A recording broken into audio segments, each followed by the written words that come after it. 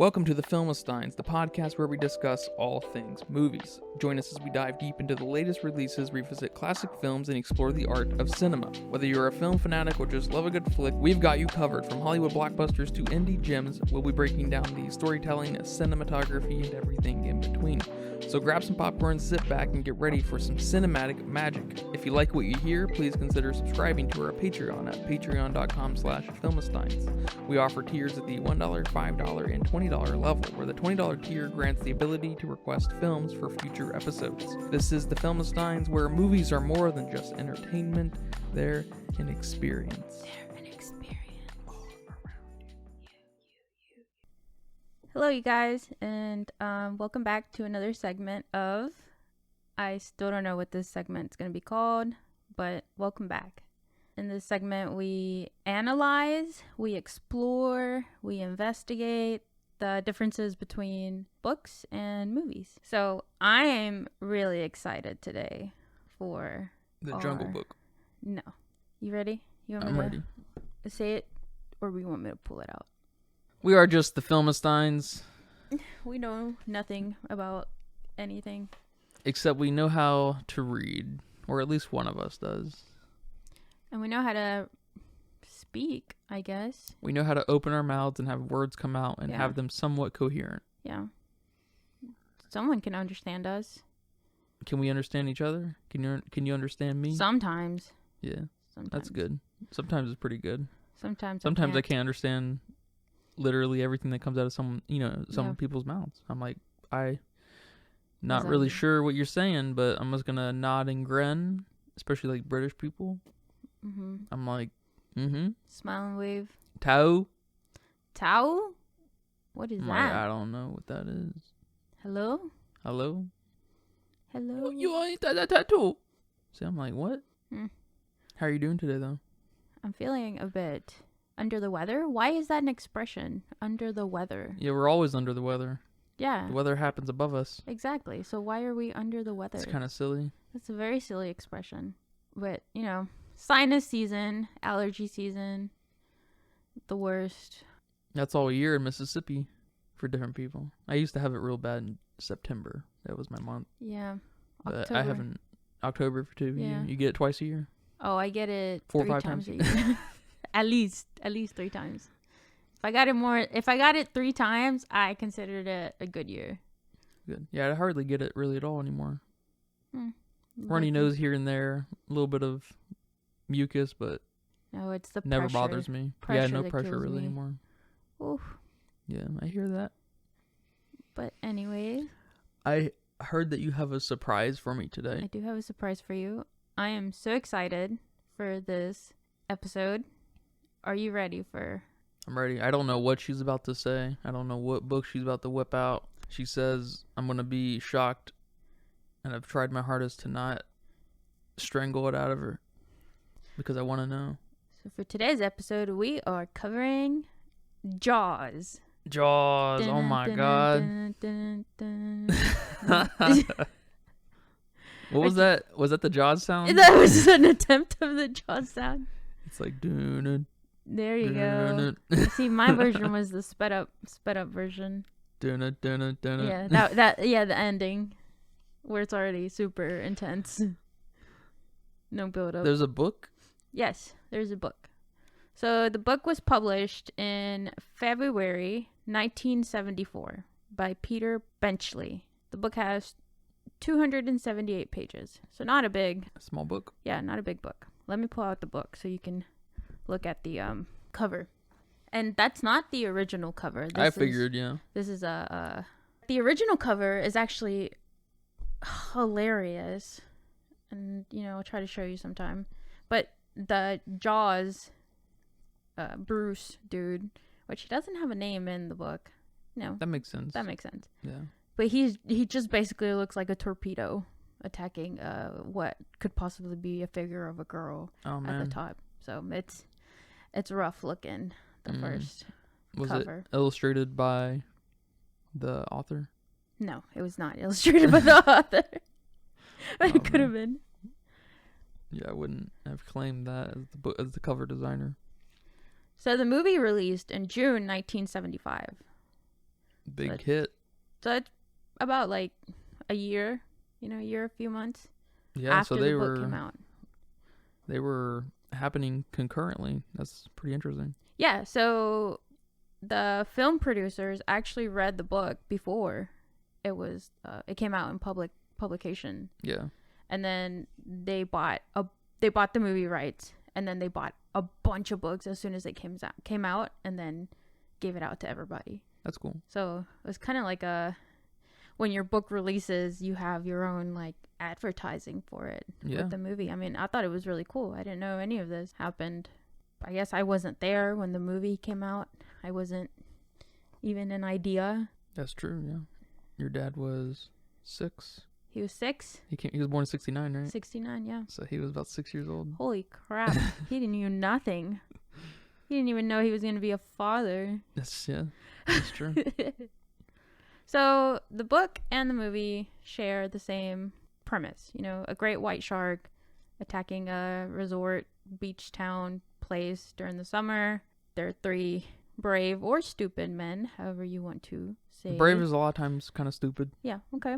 They're trying to catch it and kill it. But the book has a lot of, details and elements that the movie... I don't want to say the movie misses, because I don't think it's a miss. I think this movie is an awesome film by itself without any of the extra details from the book. But I do think some of these details are pretty like juicy and kind of awesome to read as like a companion piece of what could have been for this film. So he was inspired by sharks.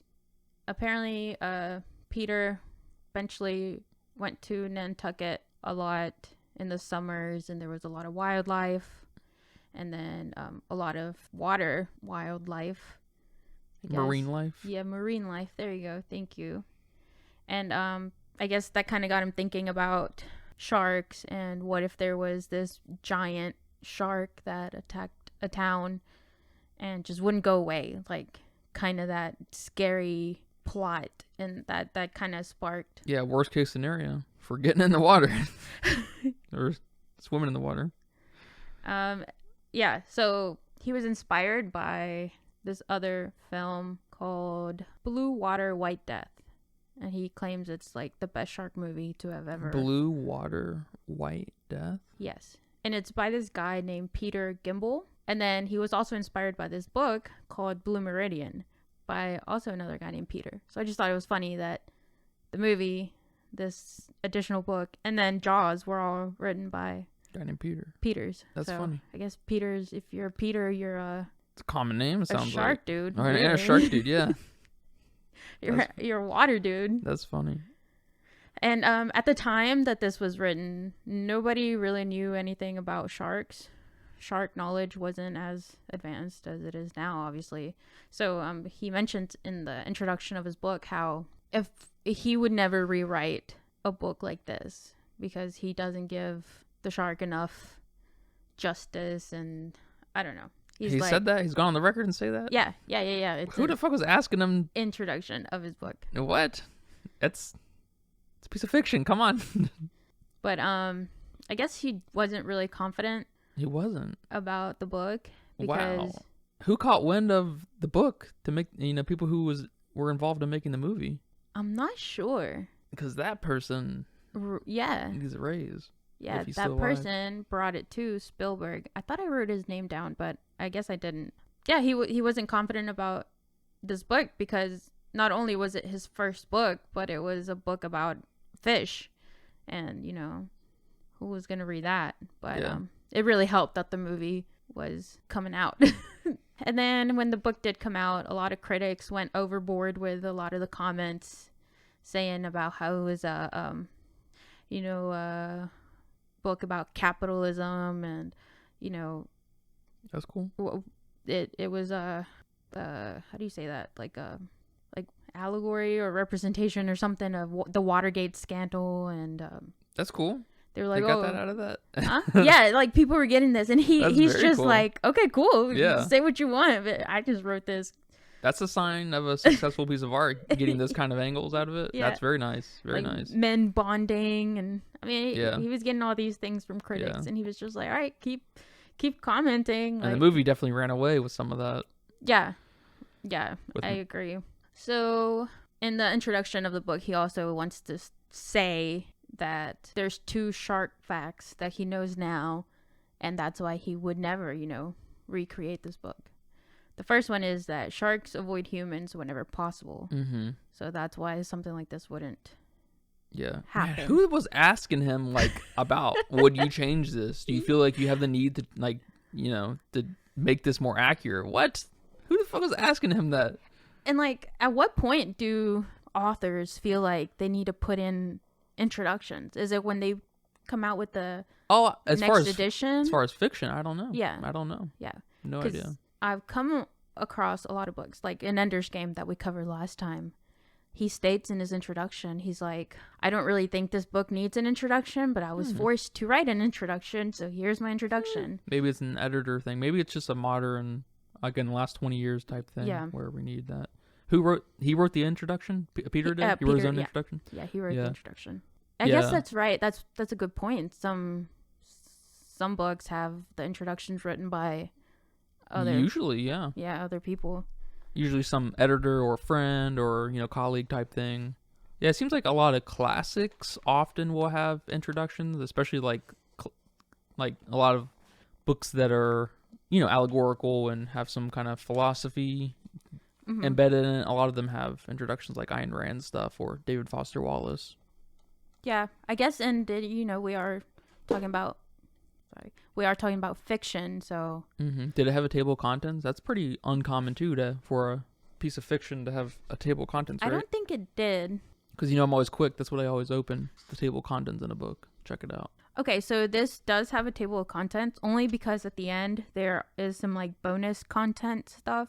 Okay. So it's the introduction, the content, it's pretty bare. Here's the introduction, here's where the book starts, and then here's the bonus content. Okay, yeah. So hardly anything. Yeah, hardly anything. So I want to start off with the characters. So we have our main guy, Brody. And in the movie, he's heroic. He's, sort of, yeah. They give him a pretty good flaw. They make him afraid of water. Yeah. And he lives on an island. He is afraid of water in the book too. So yeah, that's good. That's good they kept that. And he's a good guy. He's just trying to do good. He's trying to save people. But in the book, they kind of make him go through a midlife crisis sort of feel. Yeah. And he's just really concerned about getting old. And so a little more of a character study already. Yeah. He's extremely reminiscent of his youth. He's having dreams of making out with his high school sweetheart. Yeah. He's super jealous of Cooper. Who's Cooper? I mean Hooper. Oh my god. Oh, Hooper. I put Cooper in my notes. Why'd you put Cooper? Because I'm dumb. I'm a Filmstein. I thought you were thinking of Agent Dale Cooper. Oh, that's funny. No. I put Hooper. Maybe stupid autocorrect corrected it when I typed it. But yeah, he was super jealous of Hooper. And he looks at girls at the beach and he's always thinking about and I mean not only the girls, the boys too. He's like, oh, look at them with their blemish-free skin and their tanned legs and their perky boobs, This guy, I mean, they go a little hard on him, missing his youth, missing out kind of. Hooper, I didn't know really how to describe him in the movie. Maybe you can help me out with this. But in the book, they make him tall, dark, and handsome. He's very good looking, very rich. I know in the film he's kind of a little bit of a know-it-all, kind of even pretentious about his. Yeah, it comes across kind of like the son from Tetris that we just watched. Little maybe in over his head, thinks he's a know-it-all. It comes from money. Mm-hmm. Has an in quotes education, but it's never not a lot of boots on the ground experience. Yeah.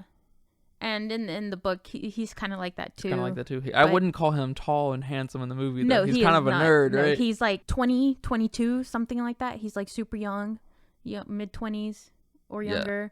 Yeah. He's blonde. He's got this beautiful eyes. They go very detailed in his looks, and that gives a reason on Brody being like extremely jelly. Yeah. They hate each other in the book. Hmm. Which is, the bromance is something from the movie that I like. Of course, yeah. So that was a bit different. Them just hating each other, have nothing to want to do anything with each other. They just have to kill the shark, and they hate each other. It sounds like the author took the angle of these unlikely heroes coming together to finish their quest. Mm-hmm. He took that angle, to the nth plus 1 degree. And in the movie, we didn't. It's still similar to that, but it is more of a kind of bonding, a man to man bonding experience, and I mean, it's just kind of expresses a lot of masculinity, the whole experience, and we get a little bit of texture out of everyone, especially Quint. We probably get the most texture out of Quint in the movie. Personally, probably get a lot out of the book. Oh man, just you wait till I get to Quint.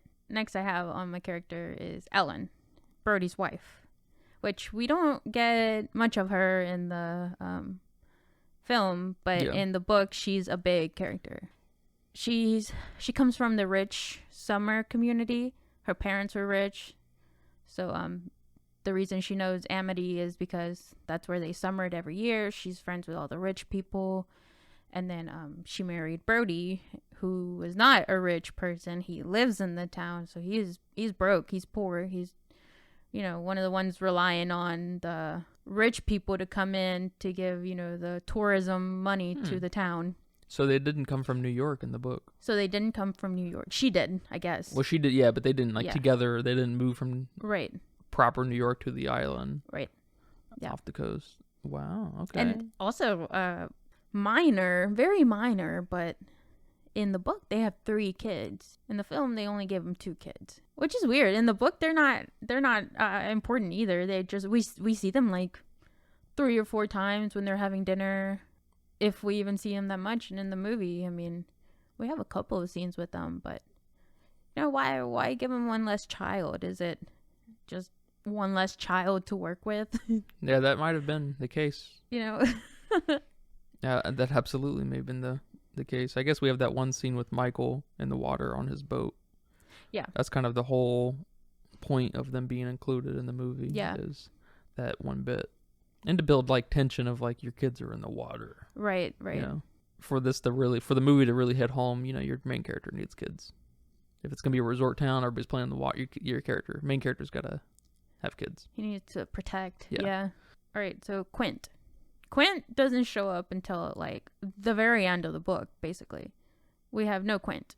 He's mentioned maybe one time, like, oh yeah, that fisherman that might be able to help us, and like that's it until the very end.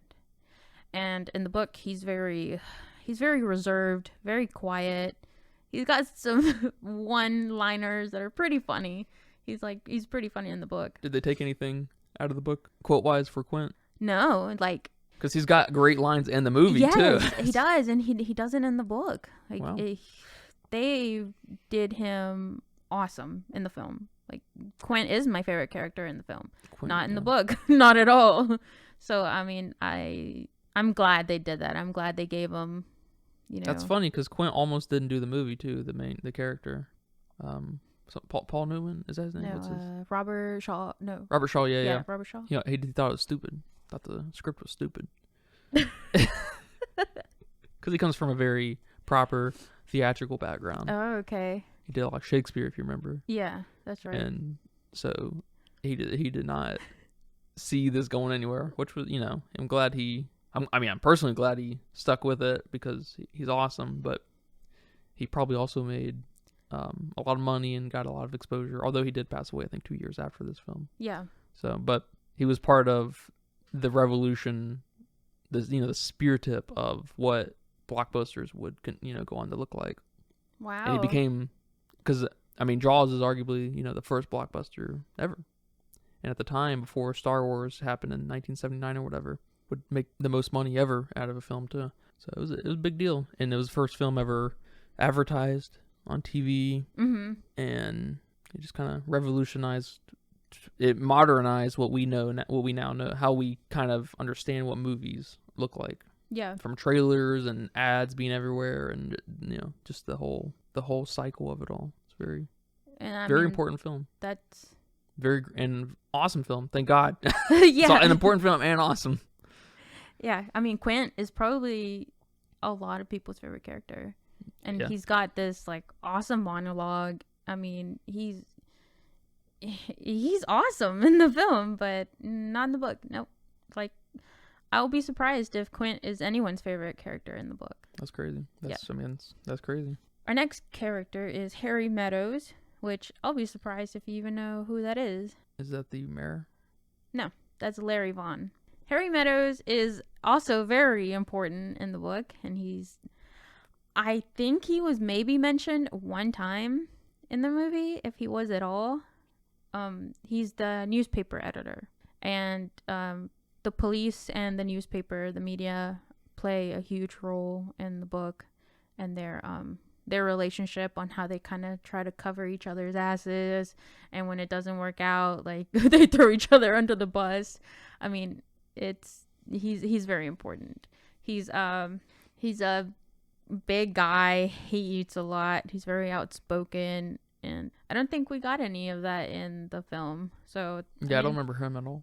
Which I guess they didn't try to play into any of those elements that he's a part of in the book, so it makes sense not to have him in the film. And then we do have Larry Vaughn, also plays a big part in the book. He's the mayor, and he's got a very shady past in the book. That makes sense. He is very adamant about keeping the beaches open, like he is in the film. Yeah, he's the for the first hour of the film, he's the hurdle. He is the shark. He's the land shark. Yeah. And they gotta take him down before they can get a crew together and risk their lives, and him be okay with that. Yeah. And that's pretty much what he is in the book, except in the book we get a little bit on why he's doing that. More of a background, not just money. Yeah, in the movie he's definitely just a representative of corporatism. Yeah. The book gives him a bit more. Makes him a little more human. Yeah. Well, no. Not totally, but not totally. But I mean, reading the book overall, I thought it was a great book. That's good. It was very dark in the descriptions on how the deaths happen, and there are multiple deaths in the book. As opposed to the movie, I think there's only 2. I think there's the girl in the beginning and Alex, the little boy. I don't think there's any more. Besides, the end. That dog, I guess. That's right. The dog. And surprisingly... Oh, the guy where Michael was in the pond, and the guy was like in a canoe or whatever, a kayak, and the shark was coming up behind him, and he was like, "Hey, what are you guys doing?" He got to. He got to. Okay. So like three people in the first half. Okay. And then Quint, of course. Yeah. Yeah. In the book, there's a few more deaths. Not quite as many as you would think. The book has some pretty great lines. It made me laugh. Didn't make me cry, which I don't think that was its intent. It's just a suspenseful book, which is a very suspenseful film, and that's really an element that can get captured better in film. Yeah, especially because you can see how dire things are becoming. Mm-hmm. And the book was because there's a point in the movie, I don't know, maybe 20 minutes before it ends, it almost feels like they're not gonna win. You get that in the book. You do. But funny you say that, because in the film they go out to sea to get the shark, and they're there until they get him. In the book, they come back home. They come back home every night, and it takes them like 3 or 4 days to kill the shark. But oh man, they're out there for hours trying to get him, and they're like, today's not the day, guys. Let's go home. And then they go home and sleep in their own beds, and then come back and try again. So Quentin doesn't break the radio in the book. No, he doesn't break the radio in the book. Yeah, because we kind of have so I guess Quentin doesn't have this like thing to prove in the world. That's funny. They really took a completely different turn with Quentin. He did for a couple of sections, that because he's like in the film, he's trying to get paid for this. That's his big thing. Like, I'm a fisherman, I'm gonna do this job for you, I'm gonna get paid as much money as I can get out of you. I think they gave him like $400 or $200, something. a day or something like that, for however long it takes him to catch it. And then at some point he's like, screw the money, I just want to get this motherfucker. So he does have a little bit of that, but that's about it. He's not crazy though. He doesn't get too crazy, no. Because he's like borderline kind of unstable in the movie.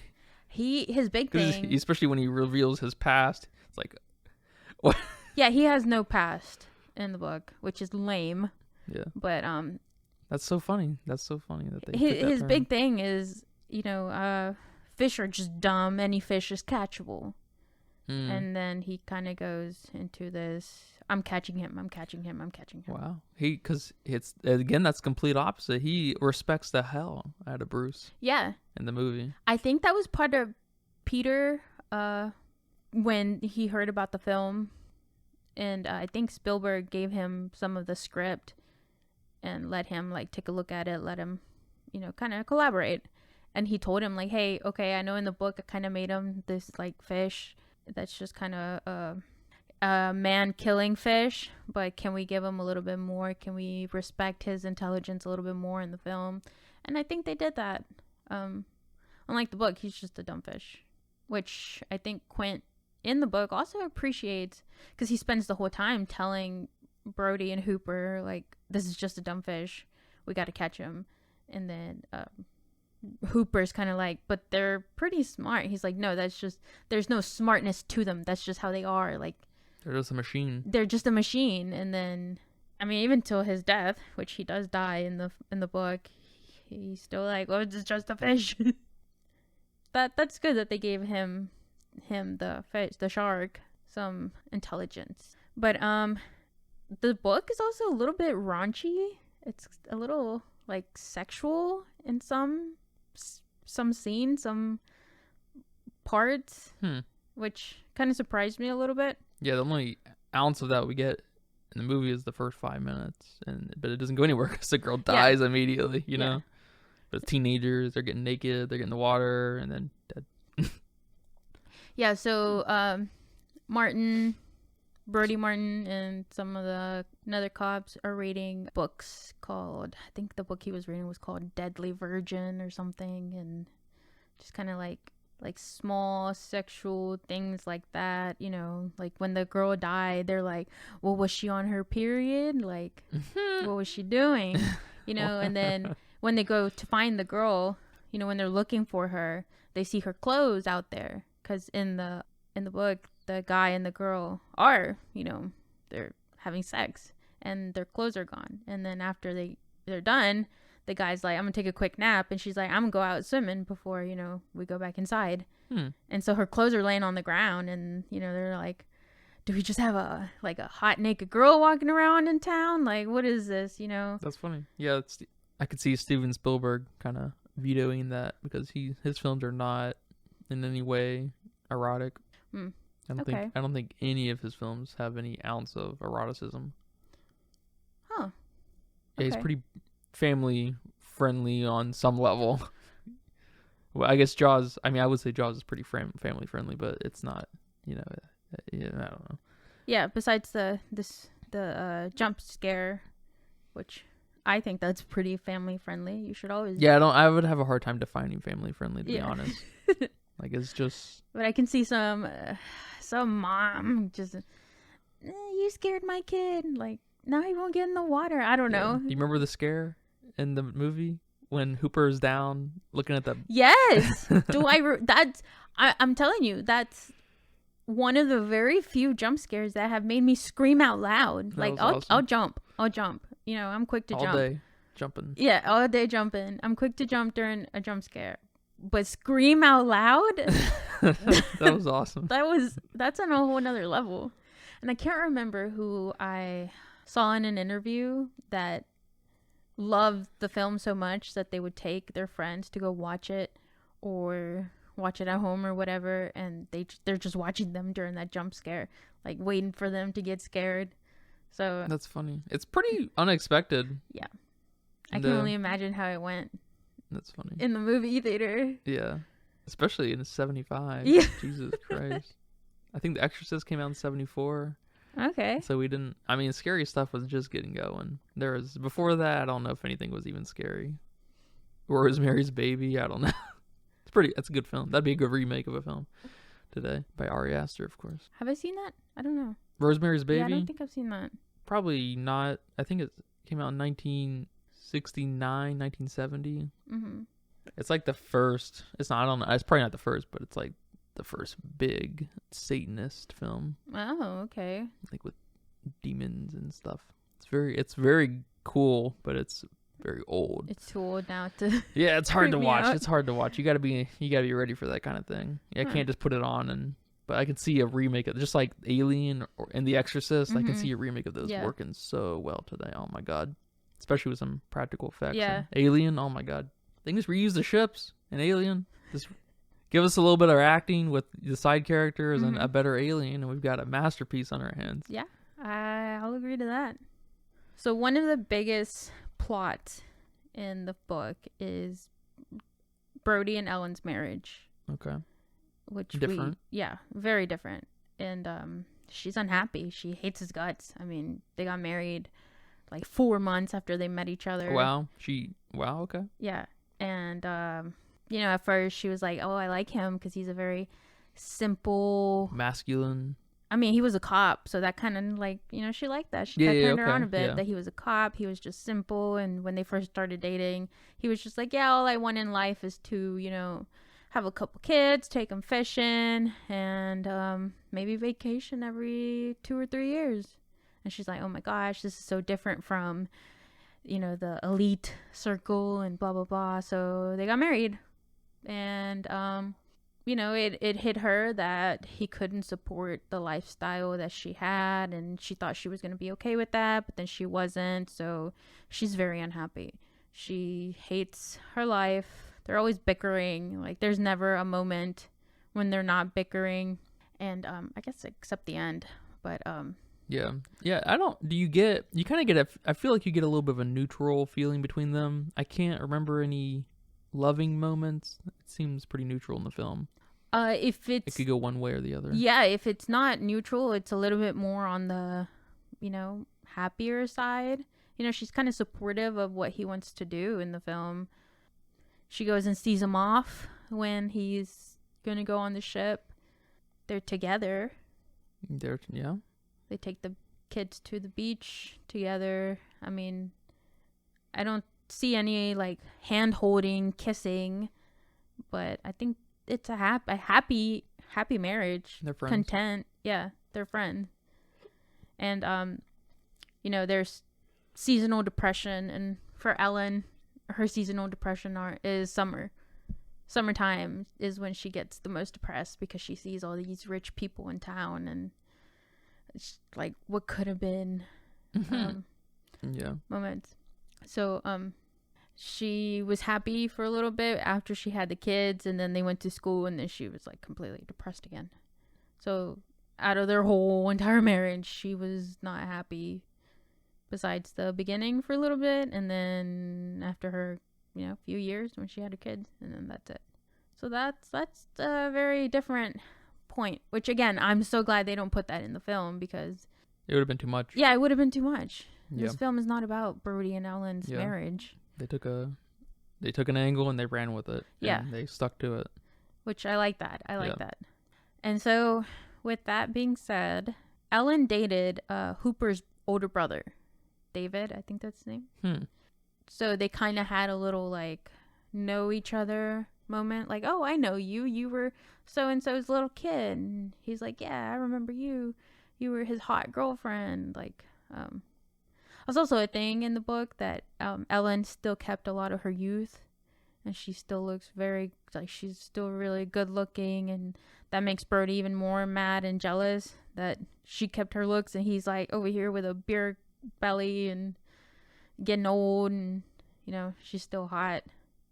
But another huge thing in the book is that Ellen has an affair with Hooper.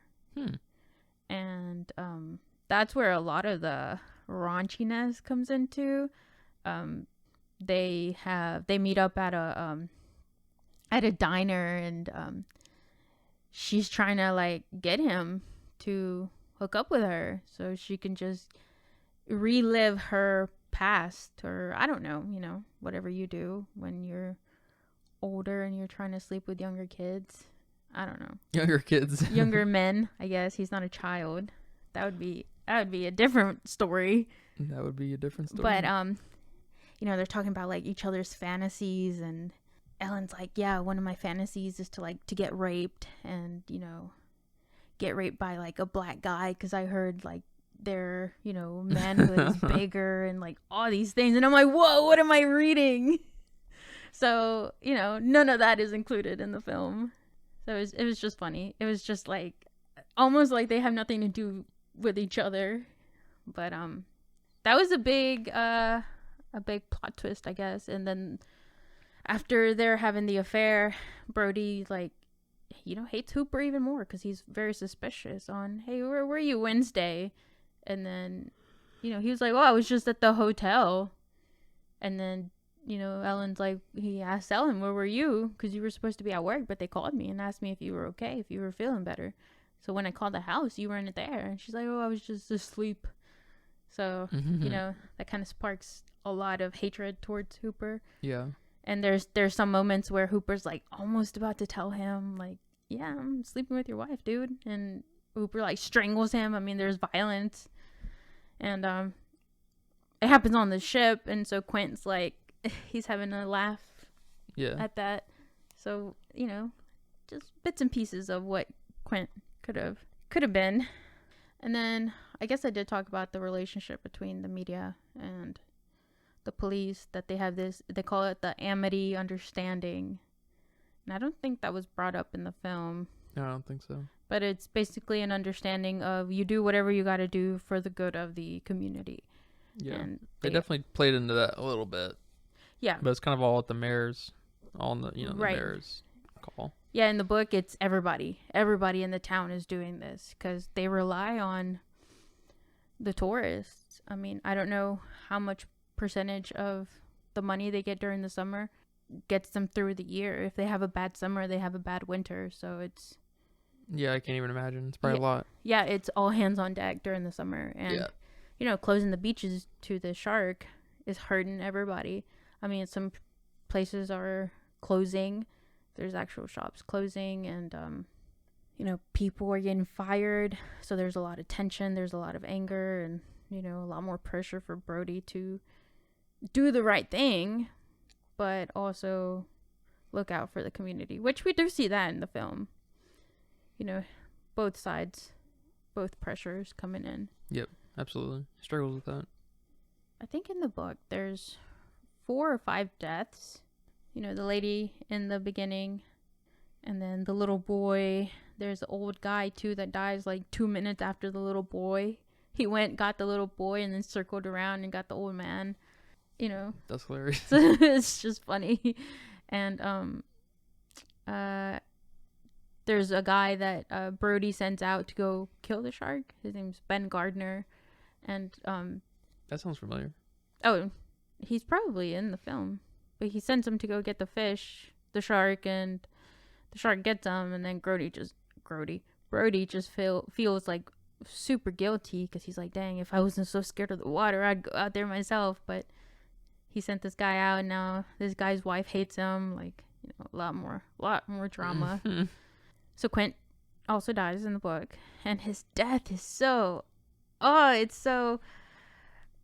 it sucks. His death is so anticlimactic in the book. He dies. He harpoons the shark, and then the rope gets tied around his leg. And he gets pulled in. And that's it. That's Quint's death. That's the last you see of him. Yeah. Oh my god. Man, who took the Quint angle and was like, this is gonna be the star? Who did that? I know. That's awesome. It's like the book did him dirty, and the film's like, no, we gotta, this guy, he's got something, let's give him whatever he's got. Yeah, that's like a proper adaptation. Yeah. It's not it's not a movie remake or anything, like so many, in quotes, adaptations try to do, like Ender's Game. They just tried to put in as much as they can with no creativity, but no like forethought to like know where this might go. You know, they killed it before it even arrived. And then Jaws, I don't know if anyone ever thought Jaws is really going anywhere other. Obviously, you had some remakes. Has-been directors, not remakes, but some has-been directors trying to capitalize on Jaws. One with the sequels. Yeah. Even Brody's actor was like, "Yeah, I'll sign up for number 2," because he did. Probably didn't make any money. Oh, he probably made a little bit of money, but because of the craziness of Jaws 1, that movie, I think that film made over $1 billion, accounting for inflation today. Gosh. So it's a big hit. Especially because, there weren't as many theaters back then as there are today. That's true. So it's even crazier. Well, another death that did not happen in the film is Hooper. Hooper dies. Yeah, they kind of tease us with that a little bit. It looks like he's getting away, but then he doesn't show for a few minutes, and you're like, oh shit. So he dies. So that's kind of how he dies. He was in his cage. His cage. That the last day, the 3rd or 4th day, he's like, I'm bringing this cage. And Brody's like hell you are. Like, no, you're not bringing that in here. And Quint's like, no, you're not bringing that. No. And then Brody's like, Hooper's like, I'll pay you. And then Quint's like, okay, maybe I'll think about it. And then he offers him a lot of money. He's like, okay, all right, bring it in. You want to die, you die. All right, whatever. And they bring the cage. He gets in the cage. And exactly like it happened in the film, the shark gets through it and then eats him. He chomps down on his torso. Straight up eats him in the cage. Yeah. That's awesome. Chomps down on his torso. And then Hooper's like, oh, I feel this pressure. And then dies. And then the shark continues. So he's dead. There's no questioning in the book. Like, hey, maybe he survived. No, he's gone. So I thought that was cool. So Brody's the only survivor.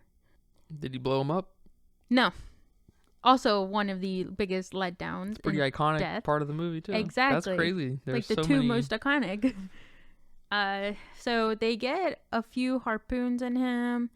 I mean, they're trying to kill this guy since day 1. So he's hurt. The shark is hurt. Until the very end, he's mega hurt. And do they use the barrels? They do use the barrels. And I think there's a line where Quint says why he's using the barrels.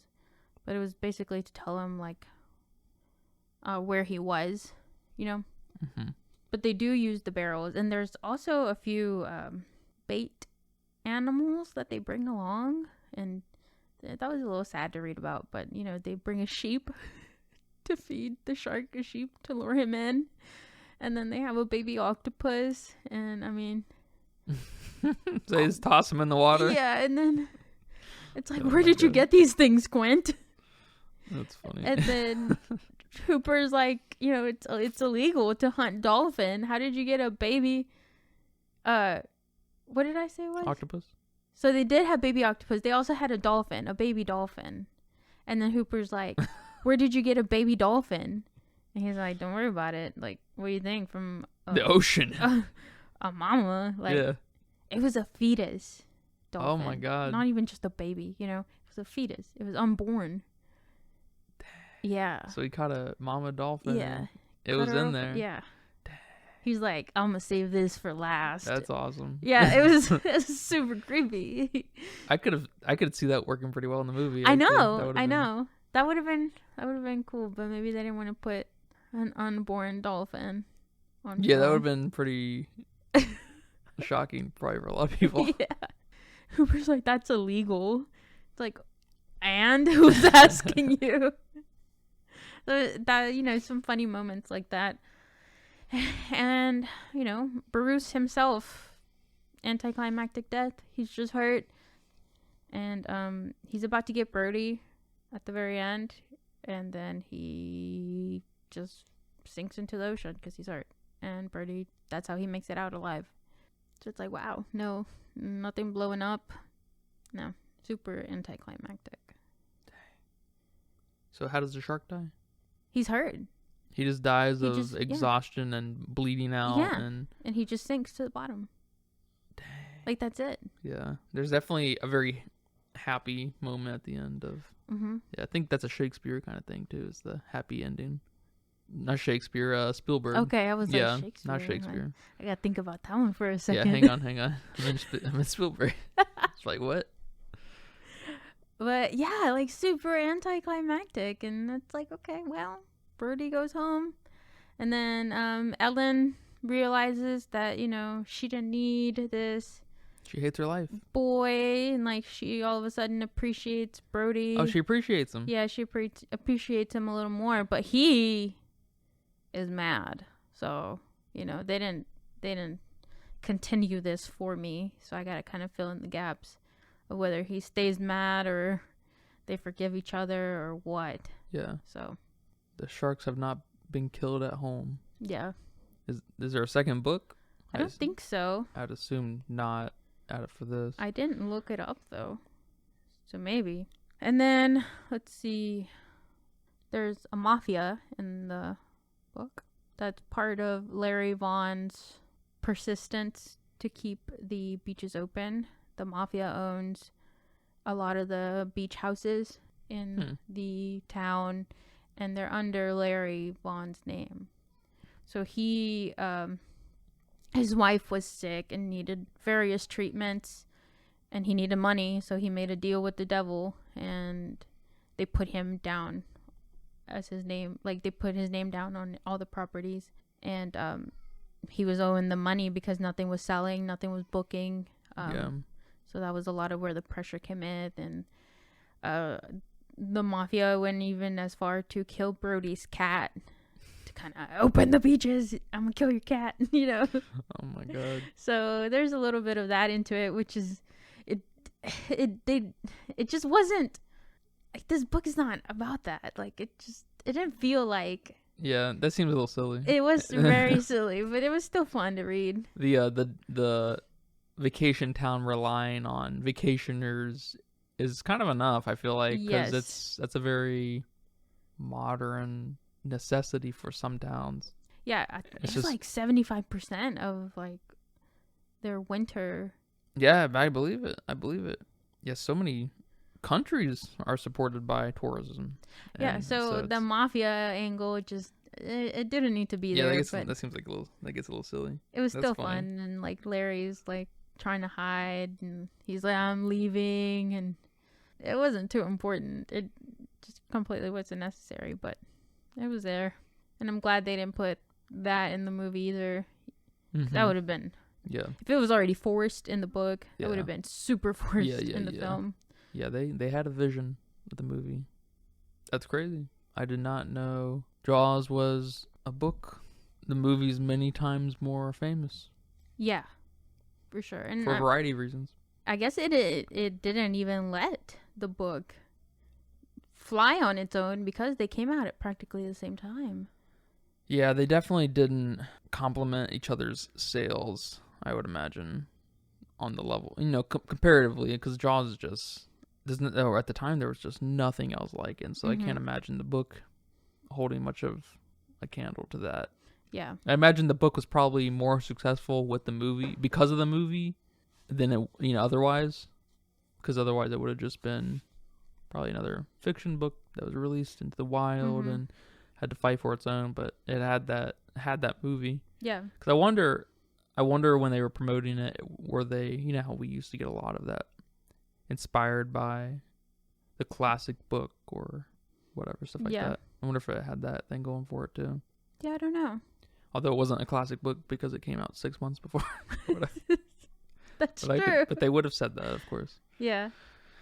Yeah, I mean, honestly, like the book had some of the darker elements. Like it told you, like, the first girl got her, I think her arm eaten first, and then she like went down and touched and saw that her arm was missing, and she's like freaking out. And then the little boy, like, he like looked down and his torso was gone, and like or like the his legs were gone and all he saw was his torso.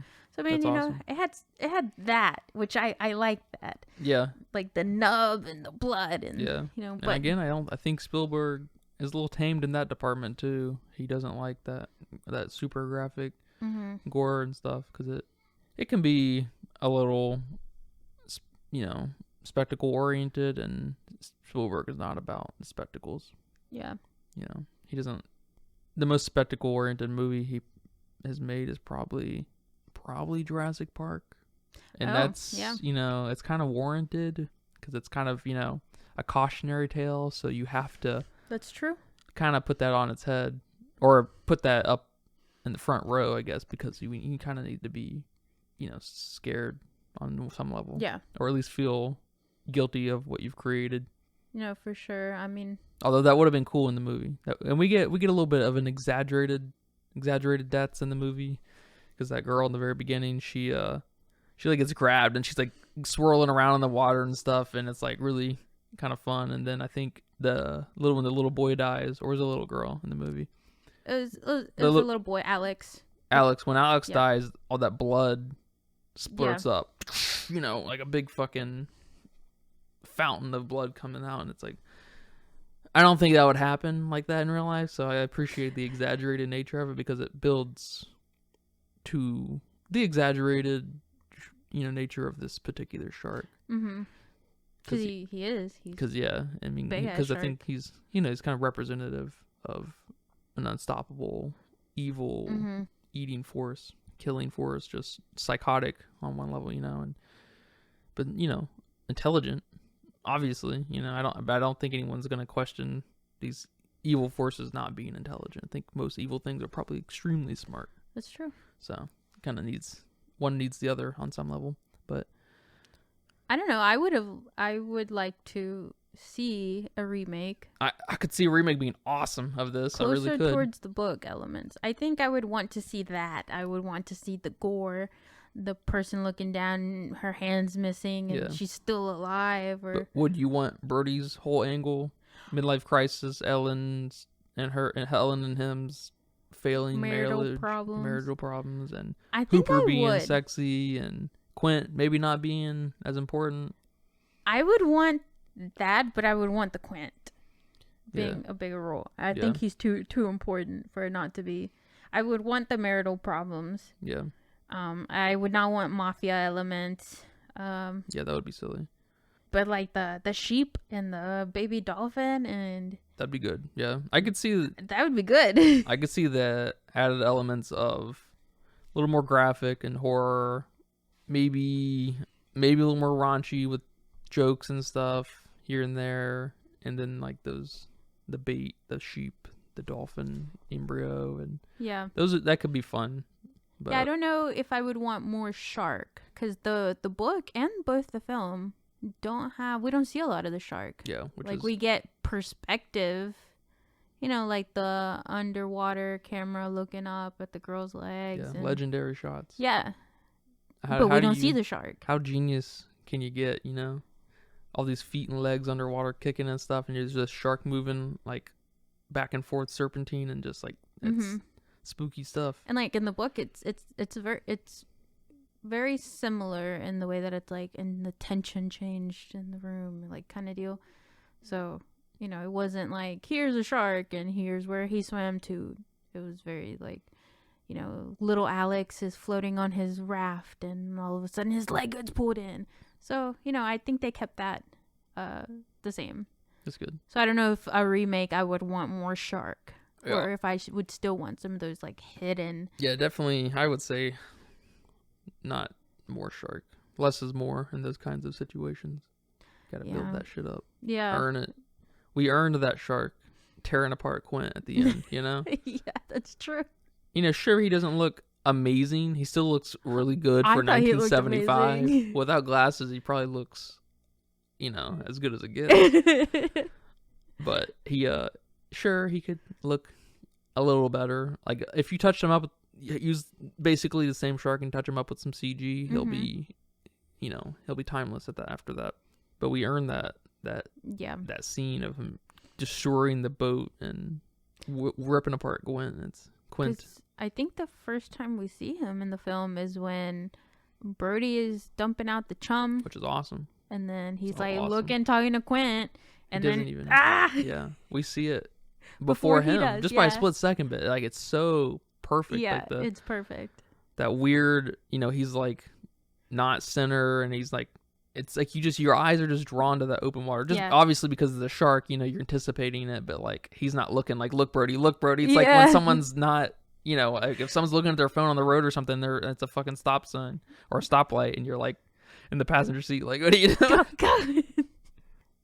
And that's in the book too, so I like that. That bit is in the book. That's good. That's perfect. Yeah, that's good. And Quint's like, holy poop's like, look. That's funny. He's the passenger. Yeah. I could see a remake happening. Yeah. At some point. There's so many remakes going out. I think they've already moved on with the Harry Potter series coming to HBO. We'll be seeing that here in the next 24 months, I think. The first season. Yeah, I don't know how I feel about that. It's going to be crazy. It's going to be, obviously it has the potential to be awesome. Because we're going to get, 8 to 10 episodes. And they want to go 7 seasons. And they want to spend at least as much as the later seasons of Game of Thrones. I don't know. I think they missed the window. They're going to try to create a new window. Yeah, no. That window's gone. Like, we'll see. Yeah, we'll see. Me, I'm a huge Harry Potter nerd. But I don't know. I'm not excited. Yeah, it's until we see that first trailer, it's going to be hard to be excited for this because, man, those kids, Dumbledore, Hagrid, what are they going to do, man? Yeah. I don't know. Because, like, just the performances, especially early on, those first 3 movies are so good, performance-wise. Yeah, and then are they going to try to keep it, for family friendly? Like, I know Harry Potter's not very explicit, but I doubt it because it's gonna be on HBO. Nothing on HBO is family friendly, like that kind of family friendly. It's probably gonna be a little, what were the movies, PG and then maybe PG-13 later. I would suspect these all to be that TV-14 or whatever, maybe MA. I wouldn't be totally surprised by an MA rating. Okay. I could see it being a little more graphic at the very least. Because, the books are pretty graphic. Yeah, I would like to see some spells especially fuck someone up. Or the disapparate, whatever. What is it? When they splice? Like, if they don't do it right? Oh, splinching? Splinching, yes. yeah. That would be sick. Yeah, and, like, I was going to say, like, towards the later of the books, when, Dumbledore, Voldemort comes back, so maybe Order of the Phoenix and up, there's a lot of deaths. Yeah. And they could. Man. And people, they're dying. Everyone's dying. And I think the movies try to give it that with the darkness. Yeah. And it's a lot too happening. And just, I know they split up the movies too, but like, it's so much. They only split up the last one. They should have split all of them up. But that's one of the cool things that we might get here, or we're definitely going to get if they can somewhat pull this off, is we'll get, 8 to 10 hours for each. Yeah, book. Hopefully they got some big Harry Potter nerds like me, and not the people who wrote Velma. Yeah, exactly. or I hope or they're House of nowhere Dragon. near any of this, or House of Dragons. House of Dragons Keep trash. those people away. Get some big Harry Potter nerds, the people who know, they read and reread and reread the books. There's a lot of them. Get those people there in your brainstorming sessions, at least. Yeah. I'm sure some of them wouldn't even care to get paid or not. I wouldn't. I would just want to sit there and get my ideas heard. Facts. So yes. Hopefully, but again, I'm not. Yeah. And like you said, unless we get a trailer, I'm not. Yeah, they gotta prove themselves. I'm happy to watch the first few episodes, but don't waste my time like House of Dragon. Never watching that shit again. I don't know if I'm gonna watch Snow, the new Game of Thrones spinoff. I don't know if I'm gonna be watching that. Maybe the first episode, but we'll see. We'll see.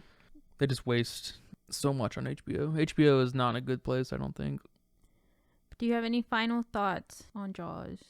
I don't think this is which one is better, like Ender's Game was, because it was pretty much beat for beat what happened in the book, what happened in the film, or tried at least. They're companion pieces. It sounds like these are totally companion pieces. But they're different. You can't pick which one was better. In a way, like The Shining. Jaws, the film was better because you just get shark, you just get monster, and I'm a sucker for those kinds of movies. I don't want the human emotion. I don't want the, if you're gonna make a movie about a big scary thing, I want as much of that big scary thing as possible, or whatever that big scary thing is doing. Yeah. Yeah, and I think I'd maybe argue that the movie is perfect. Yeah. Shot for shot, dialogue, like direction. It's not one of my favorite films. It's not probably my top 20 or anything, but Take that back. it might be. I'd have to write that down. Okay. It might be by process of elimination, but it definitely doesn't come to mind. It's definitely not my top 10 or anything. I would. But it's an excellent film, and just I can't think. I'd have to rewatch it and think about every single scene and see how necessary everything was, but everything seems so in place. It's so exceptionally made. And it sounds like, just I guess comparing that, just the master craftedness compared to the book, sounds like there's a lot of weird angles taken in the book. Yeah. With like the mafia and the even maybe some of the family dynamic between Brody and Ellen. That seems a little. It's just different. It's weird. I like it though. I like how different they are though. Yeah. It seems like they took a good angle. Definitely. It's weird that it came out only a few months after though, less than a year after or whatever. Yeah, That's about cool. a year and a few months. I wonder how that came to be. That's crazy. Definitely an inspiration, not a full adaptation. Just a, Yeah. What is the definition of adaptation? I would. Yeah, I feel like there's like 3 levels of it. There's your Ender's Game, trying to fit as much as possible, or your Harry Potter's, where they like it's heavily based on the books. Mm-hmm. And then there's this and The Shining and A Clockwork Orange, where they take the overarching premise in its entirety, but they come at it from a completely different or specific angle is in the book, but it is what the movie is. It's Right. And then there's your like Romeo and Juliet's that are. And then there's Romeo and Juliet Very that many.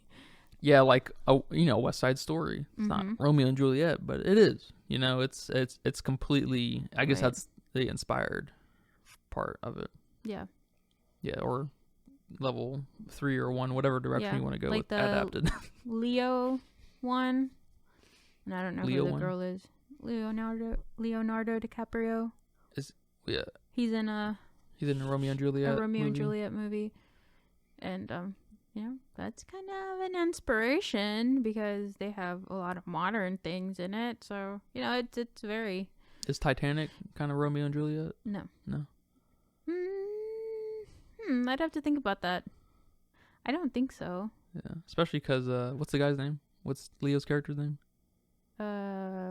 Jack. Jack. Especially because Jack is he's just a fiction of her mind, of Rose's mind. Anyways, he wasn't even real. He wasn't even real.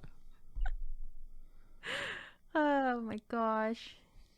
Yeah, I mean, and maybe we'll do one on Jurassic Park because I read the book semi recently, and those have a lot of elements. Yeah, I imagine they take. Well, I imagine the book is probably a cautionary tale too. Yes. It seems like that's hard to avoid in that scenario. But I imagine I would be willing to bet the second Jurassic Park book is not very good. Just like the movie. Yeah. I bet you they're probably the same in that way too. Yeah, I think when I read it, there were a lot of elements that I'm like, why did they do this and not this? So that'd be interesting. Yeah, because the movie's 100% cautionary tale. They really, because they in the movie. Well, I guess we'll get into it later probably, but another episode. But isn't the main bad guy who's in Jurassic World? Yes. He's like a main figure in the book, in the first Jurassic Park, mm-hmm. but he's like a mega side character in the movie. Yeah. Because they're just trying to get you into the cautionary tale part. Yeah. I think the chapter starts out with him. Yeah. I think that the first chapter. The movie does too. Hmm.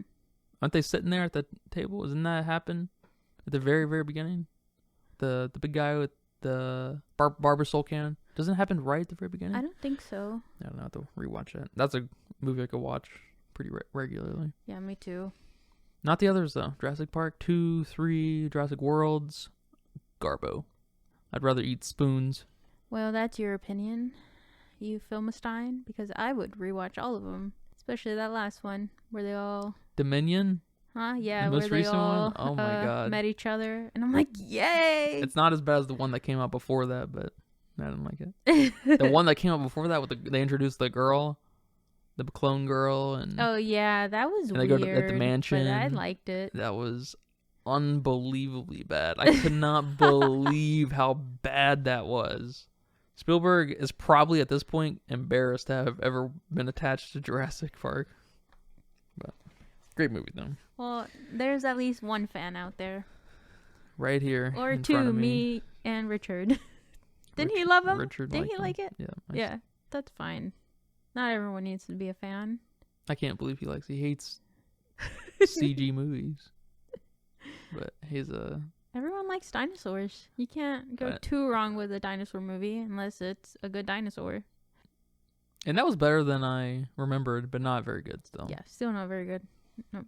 It's about as good as a lot of the Pixar movies, to be honest. I would say a third of the Pixar movies sit around good dinosaur. No, I don't agree with that statement. I don't think there's very many good Pixar movies. I don't agree with your statement, but I'd have to list them. I'd have to rate them and list them and see. Maybe we could do a small episode About all the or who's king? Which Pixar movies? or are the best? order. That's a great idea. Yeah. That's a great idea. Well, thank you for telling me that Jaws was a book. Is a book. You're welcome. I think in the movie, when the opening. Is it in? In the opening. Is it in the movie? Yeah, it says inspired by Peter. Peter. It says it. Okay, I thought you were gonna say the book was in on Brody's desk or something. Oh no, that'd be funny. That would have been cute. No, Yeah. no. In the opening credits. Okay. It says inspired by Peter Benchley's. Yeah, I wonder how many people even know that. I didn't know until after I knew there was a book. And then yeah. Because I think I knew there was the book before we watched the movie. So I had that little secret in the back of my mind. Oh, okay. Did you learn something? Did I learn something?